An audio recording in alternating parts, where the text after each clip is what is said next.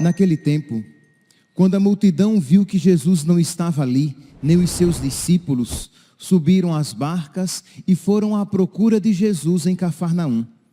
Quando o encontraram no outro lado do mar, perguntaram-lhe: Rabi, quando chegaste aqui? Jesus respondeu: em verdade, eu vos digo, estais me procurando não porque vistes sinais, mas porque comestes pão e ficastes satisfeitos. Esforçai-vos, não pelo alimento que se perde, mas pelo alimento que permanece até a vida eterna, e que o Filho do Homem vos dará, pois este é quem o Pai marcou com o seu selo. Então perguntaram: que devemos fazer para realizar as obras de Deus? Jesus respondeu: a obra de Deus é que acrediteis naquele que ele enviou.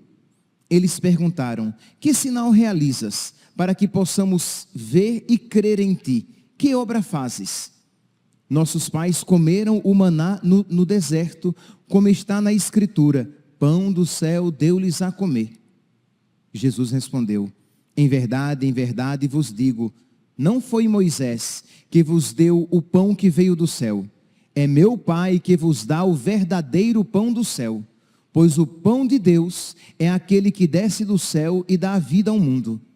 Então pediram: Senhor, dá-nos sempre desse pão. Jesus lhes disse: eu sou o pão da vida. Quem vem a mim não terá mais fome, e quem crê em mim nunca mais terá sede. Palavra da salvação.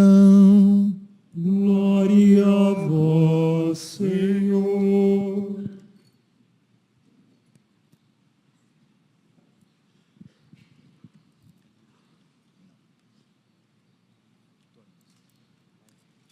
Caríssimos irmãos e irmãs, estamos celebrando o 18º domingo do tempo comum. E hoje, providencialmente, esse 18º domingo cai no primeiro domingo de agosto, que é sempre o domingo que nós rezamos pelas vocações. E providencialmente, esse primeiro domingo de agosto, cai no dia 4 de agosto, que é o dia de São João Maria Vianney. Hoje, por ser domingo, não iremos celebrar, mas é o dia de São João Maria Vianney, o padroeiro dos párocos, e que é um exemplo para todo sacerdote. Então, rezemos, meus santos, hoje de uma maneira particular, de uma maneira especial, pelos sacerdotes, primeiramente pelos sacerdotes desta paróquia, que são aqueles que imediatamente servem vocês, lhes dando o verdadeiro pão do céu, mas pelos sacerdotes. E quando eu falo sacerdote, lembremos-nos que o bispo, o papa é sacerdote, o bispo é sacerdote, e os padres, os presbíteros, são sacerdotes. Então, rezar pelos sacerdotes, estou falando rezar pelos sacerdotes do mundo inteiro. Então, rezamos pelos padres desta paróquia, rezamos pelos sacerdotes da nossa arquidiocese. Então é óbvio que nós estamos rezando também e principalmente pelo nosso bispo, a quem estamos ligados. Rezamos pelos sacerdotes do mundo inteiro. Então é claro, é óbvio, principalmente pelo sacerdote que está em Roma, que é o nosso Pai, que é o nosso Papa. Então rezamos pelos sacerdotes do mundo inteiro. Então, que hoje, em algum momento, principalmente aqueles que não participaram desta vigília de oração pela conversão e santificação dos sacerdotes, principalmente aqueles que não participaram, que hoje então em família reservem um tempo para que vocês rezem e rezem pelos padres. Porque, meus irmãos, os católicos rezamos pelos padres, primeiro, porque é uma questão de justiça. Que os padres são nossos pais, são aqueles que nos geraram no dia em que nós fomos batizados, são aqueles que nos regeneram em cada sacramento da confissão que nós recebemos, são aqueles que nos alimentam com a palavra e com a Eucaristia, são aqueles que vão nos acompanhar até aquele momento em que nós iremos formar uma família ou começar uma outra missão, no sacramento do matrimônio ou no sacramento da ordem, e são aqueles que nos acompanham até a hora do nosso encontro com Deus, quando nos dão a unção dos enfermos. Então rezemos e rezemos pelos sacerdotes. Então, nós católicos rezamos pelos sacerdotes, primeiro por obrigação filial, porque eles cuidam das nossas almas. Eles são nossos pais espirituais. Mas também, meus santos, por sabedoria, porque nós sabemos que um sacerdote, tudo na vida de um sacerdote é superlativo. Ou ele será uma grande bênção, ou ele será uma grande desgraça. Ou ele será uma grande bênção na vida das pessoas, ou ele será uma grande desgraça na vida das pessoas. E por pessoas, estou me referindo a vocês, aos seus filhos, aos seus pais, aos seus netos, aos seus avós. Então, rezamos pelos padres, pelos sacerdotes, porque nós temos sabedoria e sabemos que se eles forem santos, eles santificarão. Se eles forem santos, eles exercerão com maior eficácia, maestria, perfeição, a missão que a eles foi confiada. Então eles santificarão. Eles ganharão muitas almas, eles levarão muitas almas para o céu. Porque um sacerdote que se santifica, ele santifica outros. Um sacerdote que não se santifica, ele se torna inócuo, sem eficácia. E muito provavelmente um sacerdote que não se santifica, ele não apenas se torna inócuo, sem eficácia, mas ele se torna mau, com uma eficácia má, destrutiva, danosa para a perdição. Então rezemos. Então hoje, domingo, famílias, inclusive as que participaram da vigília que nós promovemos, mas aqueles que participaram e principalmente os que não participaram, reservem um tempo para que vocês, quem sabe, rezando um terço em família, oferecendo a Nossa Senhora, a mãe de todos os sacerdotes, para que ela cuide dos sacerdotes do mundo inteiro, nas suas necessidades. Daqueles que estão caminhando para a perdição, para que se convertam. Daqueles que estão desanimados e feridos, para que sejam curados, restabelecidos na sua saúde espiritual. Daqueles que estão bem espiritualmente, para que progridam ainda mais. Mas rezemos pelos sacerdotes do mundo inteiro. Pois bem, nós voltemos aqui para a liturgia da palavra de hoje, deste 18º domingo do tempo comum. A primeira leitura retirada do livro do Êxodo, capítulo 16, apresenta a comunidade dos filhos de Israel a murmurar contra Moisés e Arão. Mas na verdade, esta murmuração não era primeiramente, nem de longe, principalmente contra Moisés e Arão, mas era contra Deus. A comunidade dos filhos de Israel pôs-se a murmurar contra Moisés e Arão no deserto, dizendo: quem dera que tivéssemos morrido pela mão do Senhor no Egito, quando nos sentávamos junto às panelas de carne e comíamos pão com fartura. Quanta ingratidão, misericórdia, meu Deus. Alguns capítulos antes, nós iremos ver este mesmo povo na desgraça, sofrendo lá no Egito, com o faraó dizendo que nem a palha daria mais, que eles deveriam conseguir a palha e produzir o mesmo número de tijolos. E o povo estava em desespero, sendo massacrado, sendo oprimido. Agora que Deus tirou este povo do Egito, que fez passar por grandes prodígios e milagres, eles viram a ação de Deus.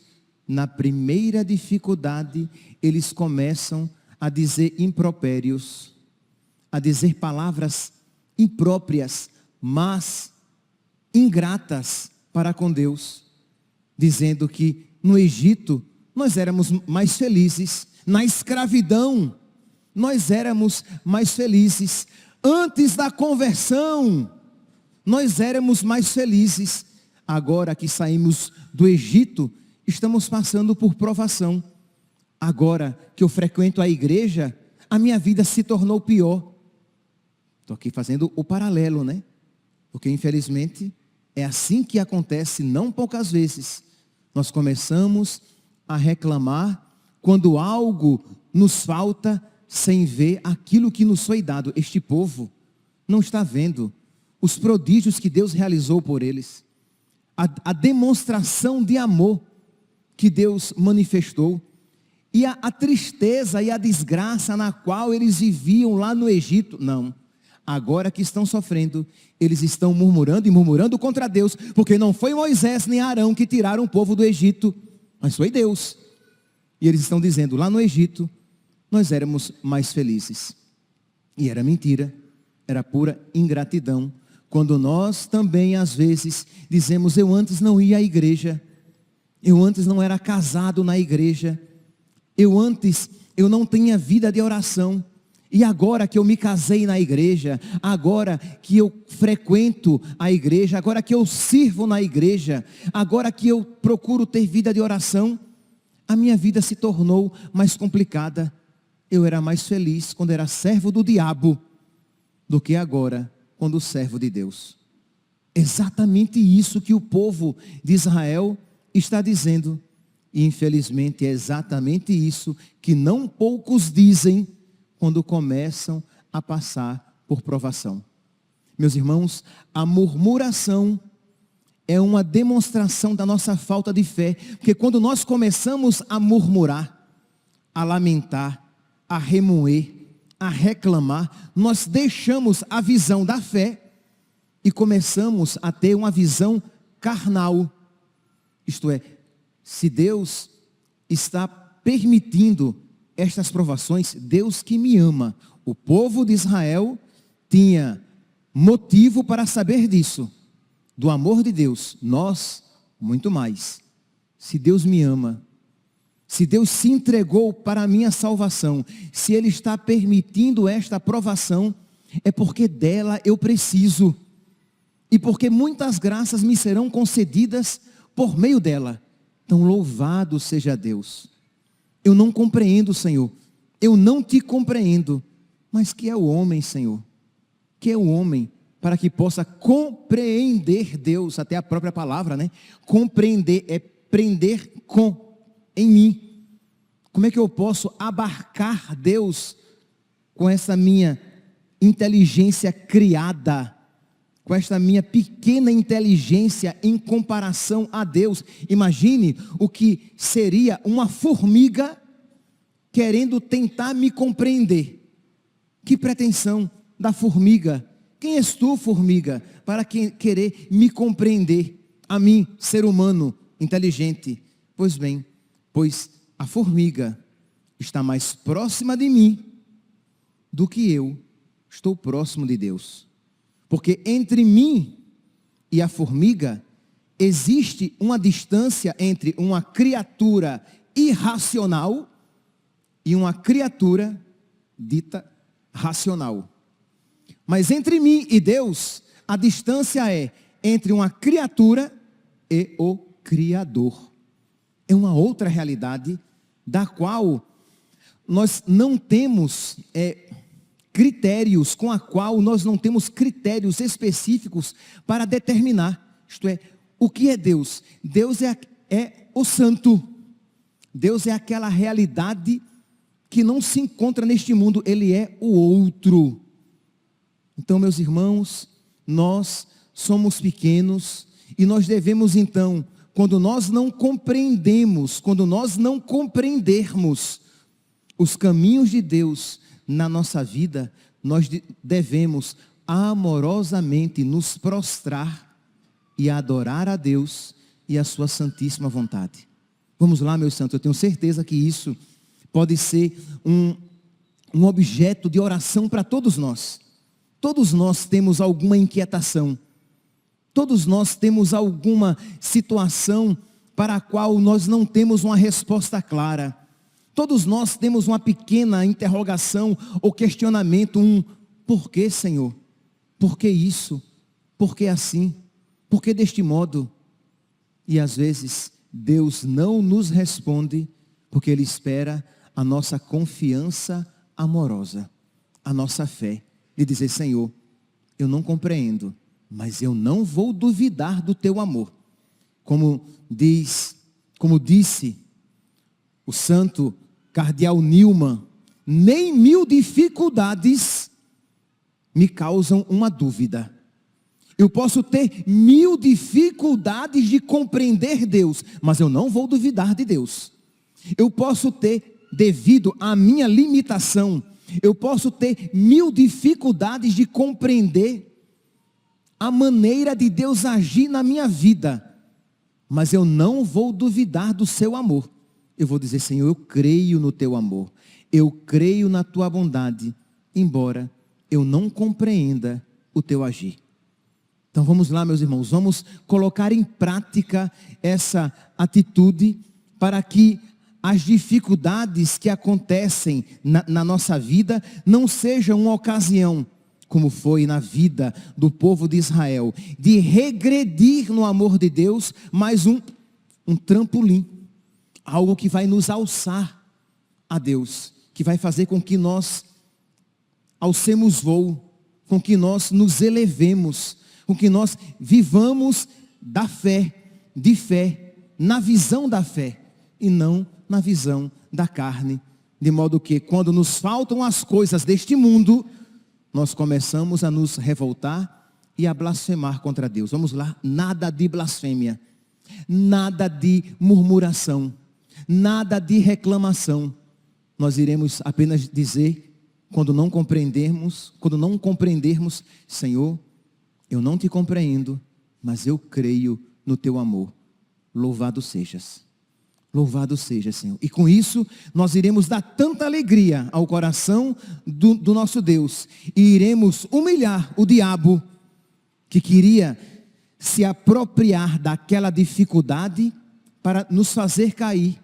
Quando na verdade aquela dificuldade foi permitida por Deus para nos fazer crescer na fé e no amor. Pois bem, então este é o contexto da primeira leitura, que o povo sem pão, o povo passando fome, o povo vacila e Deus então misericordiosamente lhes dá o maná e as codornizes, dá a eles aquilo que eles dirão o pão do céu, no sentido do pão que veio do alto, que caiu do alto, mas não o verdadeiro pão do céu, que é Jesus. E aqui então nos liga ao evangelho de hoje, que nós estamos neste ano B, que normalmente ouvimos a proclamação de São Marcos, mas nós iremos ouvir numa sequência de domingos, este capítulo 6 do evangelho de São João. Pois bem, diz aqui que o povo, vocês lembram, né, que no domingo passado, no mesmo capítulo 6 de São João, Jesus multiplicou os pães a partir de 5 pães de cevada e 2 peixes, e ele deu de comer a quase 5.000 homens, sem contar as mulheres e as crianças. Então, Jesus multiplicou os pães e o povo ficou animado. Isto é, aquele povo que no início estava procurando Jesus, por causa da sua palavra, perdeu o foco. Aquele povo que estava procurando Jesus pelo motivo certo, agora se desviou. Meus santos, é assim: cochilou, o cachimbo cai. E é bem apropriado, né? Para cochilou, o cachimbo cai, para vocês depois de uma vigília que estão querendo cochilar. Cochilou, o cachimbo cai. Isto é, o diabo é como um leão a rugir procurando a quem devorar. Quando ele percebe o seu primeiro vacilo, ele se aproveita. O povo, no evangelho do domingo passado, vocês viram, o povo estava procurando Jesus sedento da sua palavra. Jesus viu que o povo, além disso, estava passando por dificuldade, porque não teria o que comer depois de uma longa caminhada. Jesus multiplica os pães, o povo agora ficou animado. Ele nos deu de comer de graça. E aí então, começou a buscar Jesus por outros motivos. Diz aqui então, quando eles procuraram Jesus, quando o encontraram, perguntaram-lhe: Rabi, quando chegasse aqui? Porque eles foram à procura de nosso Senhor. Jesus respondeu-lhes: em verdade, versículo 26, em verdade eu vos digo, estais me procurando, não porque vistes sinais, isto é, não porque vistes que eu sou o Messias, não porque tivestes fé. Não, vós estáis me procurando porque comestes pão e ficastes satisfeitos. Isto é, eles estão agora buscando Jesus por uma graça criada, por uma graça deste mundo. Entenda, foi uma graça, que afinal de contas foi um milagre. Mas por que foi que Jesus realizou o milagre da multiplicação dos pães?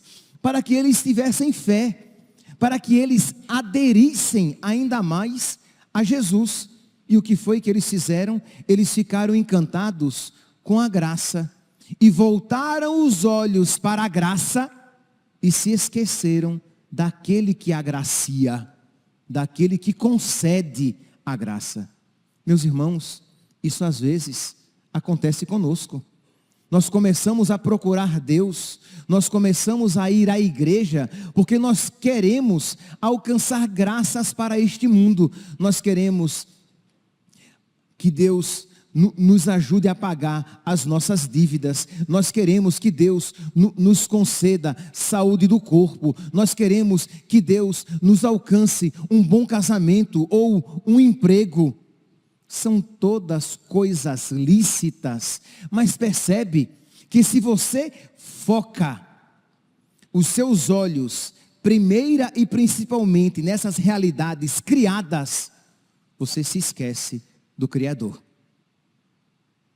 Se você focar os seus olhos, principalmente nos bens que Deus pode conceder a você neste mundo, você se esquecerá dos bens que verdadeiramente importam. E foi isso que aconteceu com esses. É claro que Jesus sabe que eles precisam de pão para a sua subsistência. É claro que Jesus sabe que eles necessitam de comida para manter o seu corpo. Mas Jesus tinha visto que eles perderam o foco. De modo que Jesus diz aqui, essa frase lapidar, né? Quem puder depois copiar, saber de cor, decorar, né? Saber de coração, de cor, saber de coração, guardar no coração.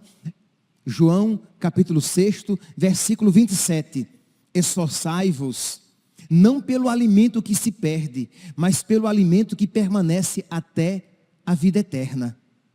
Esforçai-vos por aquele alimento que não passa, esforçai-vos por aquele alimento do alto. São Paulo vai dizer fazer essa mesma afirmação lá em Colossenses, capítulo 3, versículo 1, quando São Paulo vai dizer: esforçai-vos pelas coisas do alto. Colossenses, capítulo 3, versículo 1. Se portanto ressuscitastes com Cristo, buscai as coisas do alto, onde Cristo está sentado à direita de Deus. Afeiçoai-vos, isto é, amai, aprendei a gostar das coisas. Afeiçoai-vos das coisas de lá de cima, e não as da terra. Isto é, colocai os vossos corações nas coisas de lá de cima, nas coisas do alto, não nas coisas da terra. Porque estáis mortos e a vossa vida está escondida em Cristo, em Deus.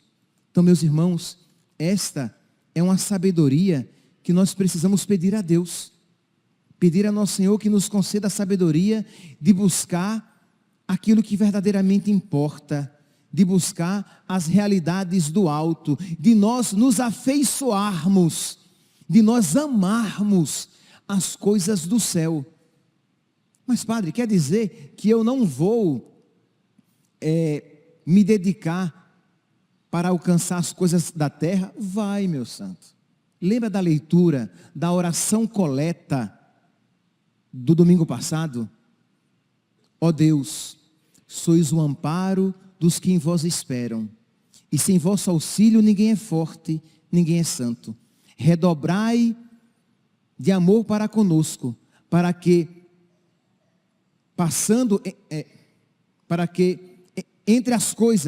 caminhando entre as coisas que passam, abracemos as que não passam. Então nós iremos viver, nós iremos usar as coisas que passam, mas nós iremos abraçar, nós iremos nos apegar, nós iremos nos afeiçoar às coisas que não passam. É assim que os católicos vivem. É esta a maneira de o católico ver a vida, ver as coisas. É claro que o católico trabalha para progredir e não há nenhum mal e deve trabalhar. A preguiça é pecado. É claro que o católico ele procura honrar as suas dívidas e deve, porque é pecado fazer dívidas e não pagá-las. Mas percebe, o católico, não obstante viva entre essa realidade, ele não coloca a sua alegria e a sua esperança no seu emprego, no seu dinheiro, no seu conforto, nas suas viagens, se ele as fizer. Mas ele coloca a sua esperança em Deus. E é exatamente isso então que Jesus diz aqui, em João, capítulo 6, versículo 27. Esforçai-vos, aquele povo que estava agora faminto de pão, que se esqueceu do pão da palavra, que se esqueceu de Cristo, Jesus diz, esforçai-vos, não por esse alimento que se perde, mas por aquele que dura para a vida eterna. Quando Jesus disse isso, o povo, então, de imediato pergunta, e o que devemos fazer, então, para alcançar este pão que dura por toda a eternidade?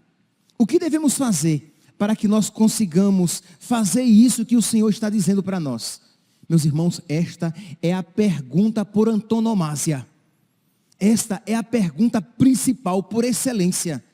Esta pergunta aqui todos nós devemos fazer. Senhor, o que é que eu devo fazer para alcançar o reino dos céus? A esta pergunta devem educar os pais, os padres, os catequistas, devem educar os seus filhos, os fiéis, os catequizandos. Isto é, nós devemos educar vocês para que vocês se façam a cada dia, para que nós nos façamos a cada dia essa pergunta: Senhor, o que é que eu devo fazer? Por que foi que eu vim para esse mundo? Para que foi que eu nasci? Vamos lá, se eu soubesse o nome de cada um aqui, eu perguntaria. Eu diria: Antônio, para que foi que você nasceu? Maria, Fernanda, Maura, Francisco, Antônio de novo, José, Overlan, por que foi?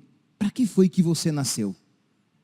Por quê? Porque existem ideias diabólicas que cerceiam, que vagueiam a nossa mente.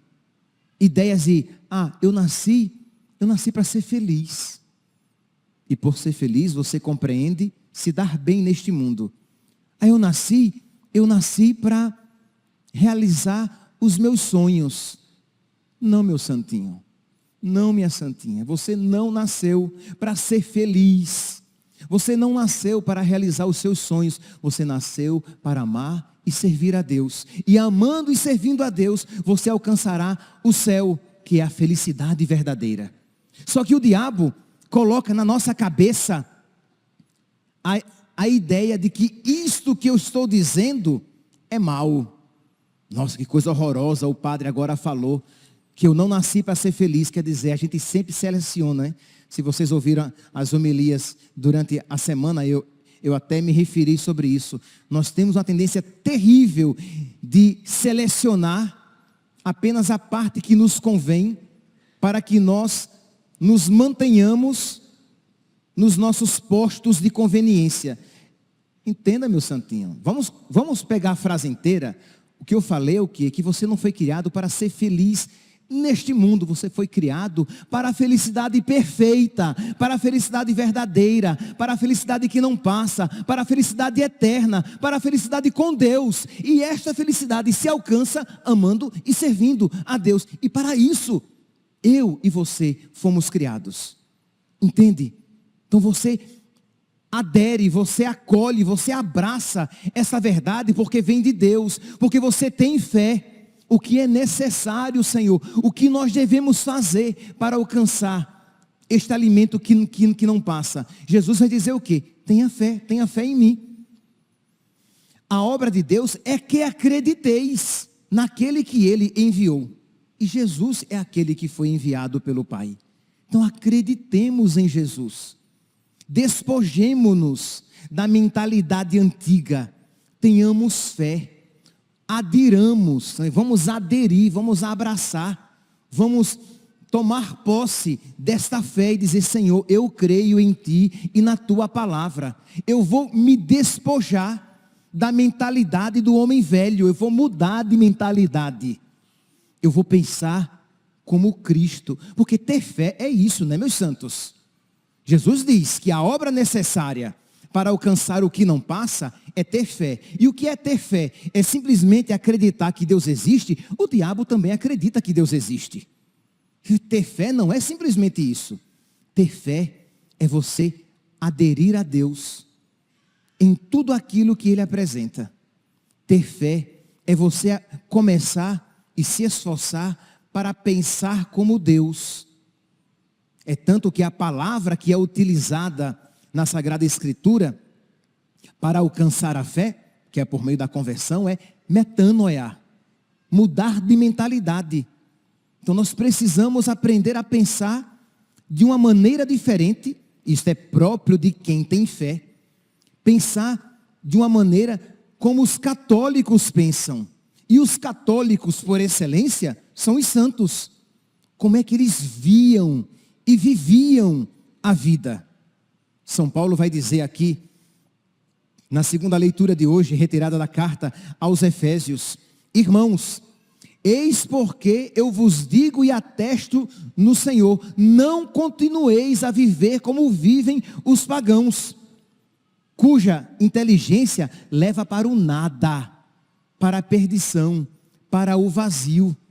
Então nós precisamos mudar de mentalidade. Nós precisamos dessa metanoia, dessa conversão, para que nós tenhamos uma fé verdadeira. Então percebe, para ter fé, eu preciso estar disposto a mudar de vida. O problema é que você quer fazer coabitar, coexistir, uma pseudo-fé, uma fé falsa, com a prática mundana. Então você acessa a pornografia, você trai a sua esposa ou o seu marido, você se veste de uma maneira inadequada, você escuta músicas inadequadas, você não tem vida de oração, você diz que é lícito ou até tem práticas homossexuais, quer dizer, você age e pensa como o mundo, você acha que não tem problema ser homossexual, você acha que não tem problema praticar o aborto, você acha que não tem problema separar e casar, e separar e casar, e separar e casar, você acha que não tem problema ter aqueles dois namoradinhos terem alguma vida sexual. Percebe que ou você faz o que o mundo faz, ou você pensa como o mundo pensa. Mas a sua mentalidade é uma mentalidade antiga. E o que é necessário para você ter fé, você precisa. E o que é necessário para você alcançar o alimento que não passa, você ter fé. E o que é necessário para ter fé? Mudar de vida. Mudar de maneira de pensar. mudar as ideias, metanoia. É o que a segunda leitura está dizendo. E infelizmente está assim de católicos, de homens e mulheres que se dizem católicos, pensando como o mundo. Isto é, eles não regram a sua vida de acordo com a palavra revelada. Eles não regram a sua vida, não guiam a sua vida de acordo com aquilo que o catecismo ensina. Não, eles postulam a sua vida de acordo com o que a mídia apresenta. Então, se para a mídia, se para o mundo, aquilo não é pecado, não é pecado. Se para a mídia, se para o mundo, aquilo é algo lícito e bonito, você nem ousa dizer que é feio e que é pecado. Porque quem é que dita as regras das ideias da sua cabeça? A mídia, o mundo. Mas, meu santo, quem dita as regras, as ideias da nossa vida é Deus e a sua palavra.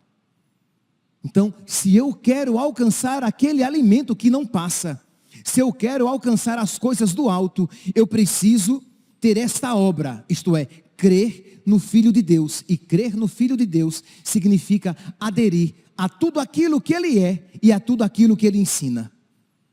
Então nós precisamos aderir a Cristo. Então continuemos aqui, para terminar, na leitura de São Paulo aos Efésios.